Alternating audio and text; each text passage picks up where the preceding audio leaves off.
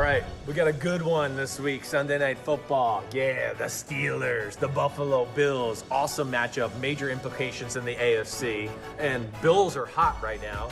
Pittsburgh, I think as most people know, we're 11-0, now 11-1, but haven't played their best football as of late, okay? And I want to dissect Pittsburgh's offense a little bit. There's been a lot of talk about that, very pass-heavy as of late. And what I want to do here is go inside the numbers powered by AWS.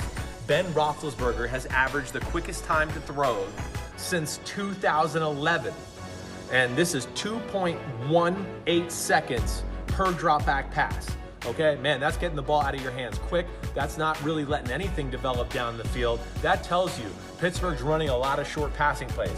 And of those, 60% of the passes short of the sticks. Good and bad there. Hey, one, it's good. I'm sure they get in third and manageable a lot. But also, it's making them very predictable inside the fact that they're already predictable in a heavy pass team. Now you're being predictable in how you pass. So this has to change up a little bit. But let's break it down just a little bit. Pittsburgh, short passing game. Let me just give you one simple concept that they run. I see this a lot, right? Hey, just slant route out here, tight end to the flat on this side. Might have like a little 8-yard out route over here, okay? But more times than not, it tries to go to the under route underneath. Everything is over like this way a whole lot. If it's not like this, you might see two slants like that with a guy coming under. Either way, you get the picture.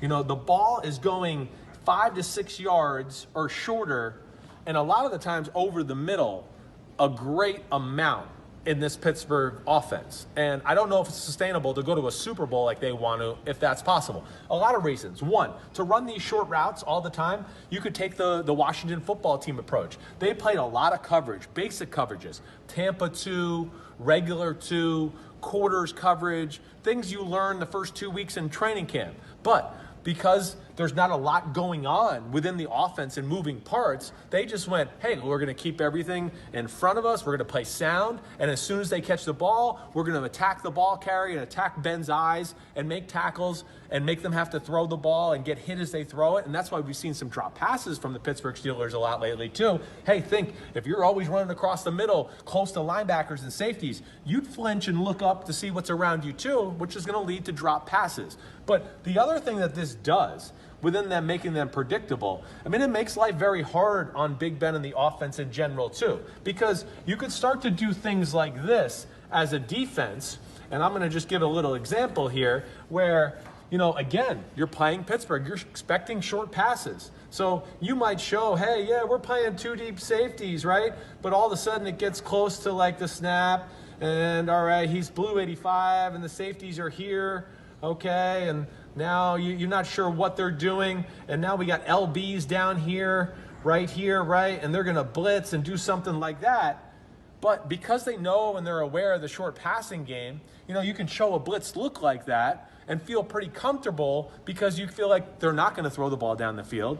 We're not going to be burned on the back end, okay? And so maybe you blitz because you feel good. Hey, we'll just make the tackle and see if they can complete the short pass. But what more times than not, what's happening right now too is, hey, we might blitz. And now they know for sure Pittsburgh might try to throw the ball short, and linebackers fly out to these areas, and all of a sudden people are flying to where they want to throw the ball short, and it makes that even harder. You know, and so how do you compound that? I think if you're the Steelers is a big question. This is Sean McDermott on the defensive side of the ball as a defensive coordinator. Him and Leslie Frazier have been very creative the last 5 or 6 weeks on the defensive side of the ball. And if you think you're just going to get in the shotgun and throw the ball on them all day with normal pass pattern route combinations, you're crazy. They're going to be all over it. They are phenomenal at breaking people down and what they do and their tendencies. One thing I would like to see from Pittsburgh more than anything, okay, change it up a little bit. If it's 3rd and 4, they throw 5-yard routes to the sticks. If it's 3rd and 12, they throw 13-yard routes to get the first down. And then if it's 1st and 10 or something like that, you get a lot of 4- and 5-yard throws to set them up for a better 2nd and 3rd down situation. That's basically how they play. I would just like to see Pittsburgh every now and then keep this guy in the block, okay? Let's keep Eric Ebron in the block. And let's throw some more aggressive pass patterns out at some of these defenses so they can't always be playing short passing game. It's not doing them any good. And the other thing I'll say too is Big Ben is still a phenomenal down the field thrower of the football. So within that too, if you get him block and him block here, you got a 7-man protection, and now you might be able to run a little stutter go, okay, up the sidelines. And now Juju Smith-Schuster might be able to run a 20-yard crosser with then Chase Claypool following him on a 20-yard in-cut. And that can change up a little bit of the predictability of the offense and what they do and how they attack. But something to watch for. What's Pittsburgh's next move going to be? We know they need to run the ball a little bit more.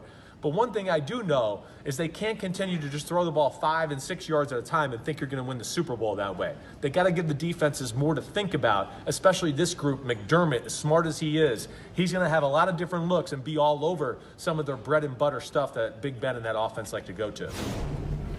Let's go Buffalo's offense versus this Pittsburgh defense. This is the matchup I'm really pumped to see, because this guy right here, my boy Blue, Josh Allen, he's hot right now. And their offense is good, and they attack, and you can trust them, and he is one of the most talented quarterbacks in football. There's no doubt about that. Now, we know this defense in Pittsburgh is a real deal, too. There's a lot of talent there. No Bud Dupree is certainly going to hurt them to a degree, but I think there are some weaknesses with this Pittsburgh defense. Yeah, Bud Dupree's not there. The pass rush isn't going to be as good. I still got questions about some of these guys in the secondary. Not the 2 safeties. They're amazing.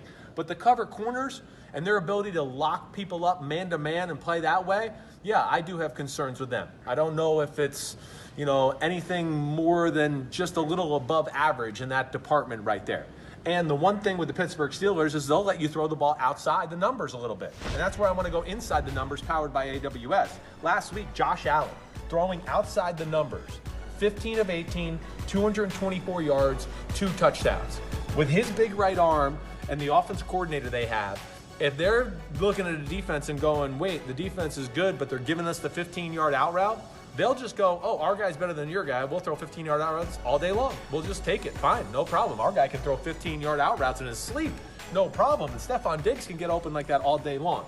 Let's just look at one little route combination, okay? So let's just say this. I see this a lot out of the Buffalo Bills where, you might get, let's say, a backside in-cut by Davis, all right? But really the play is going to be more for this. We're going to have the tight end go into the flat, okay? They're going to have Stephon Diggs more times than not clear it out, and if he gets the right matchup, you got to watch out, because big boy here will throw it to Diggs one-on-one down the field, and you'll be in big trouble.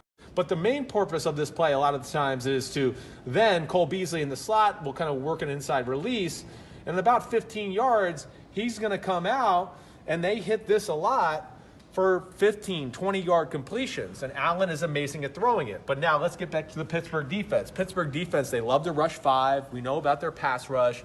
But they play a lot of single safety defenses, which lends to itself to basically one-on-one football outside. That's going to be dangerous for Pittsburgh this week. They're going to have to reorchestrate that, because they'll play a lot of, hey, safety goes back. This safety's coming down here, right? He's going to play a curl flat area, something like that. But what that does is it unlocks the blitz. So now let's say Mike Hilton's coming off the edge, doing something like that, all right? Let's say this guy drops off in the coverage here. This is a 3-deep corner, and here's a 3-deep corner. And this guy, like I said, here's in the curl flat, okay? And now we got Hilton blitzing. Let's say we got, Watt blitzing.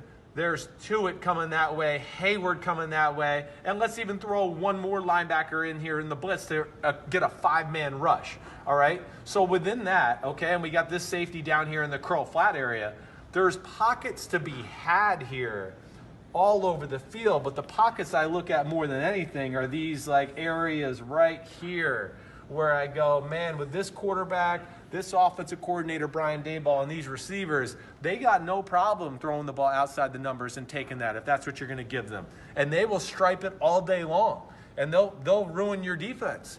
That is going to be something to watch out for in this game.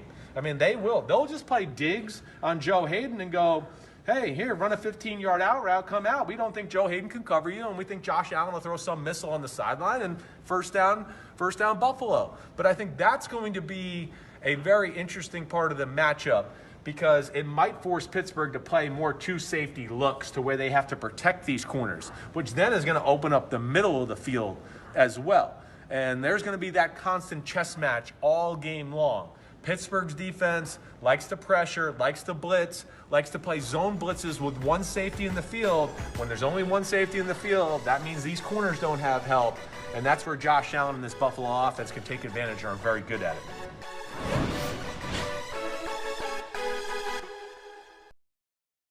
Hi, I'm Mike Tirico, and thanks for watching.